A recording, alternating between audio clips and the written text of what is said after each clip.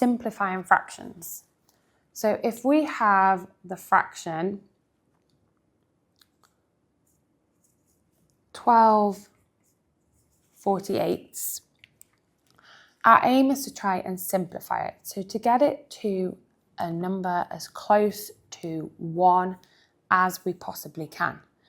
And there are many different ways to simplify it. You could simply see that it is an even number and divide it by 2, but sometimes you have to get it to its simplest form. And there are different ways to do that. You could just choose a number, for example 2, and keep dividing it, or we can use the highest common factor method. So we'll start off by having 12 and 48 and finding which numbers need to be multiplied together to make these numbers. So we've got 1 times 12, 2 times 6, and 3 times 4.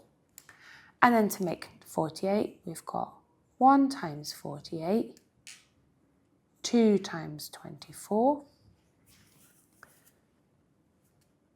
3 times 16, 4 times 12, it's not in the 5 times table, 6 times 8. Okay, so the next thing we need to do is have a look at 12 and 48 and find out what is the highest common factor for both of them. So having a look, the highest number that appears in both 12 and 48 is going to be 12. So this is the number I'm going to divide by to get it to the fraction to its simplest form. So I'm going to do 12 divided by 12 and 48 divided by 12.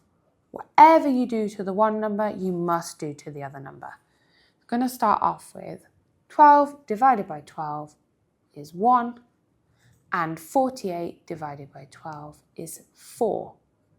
So 12/48 is the same as 1/4.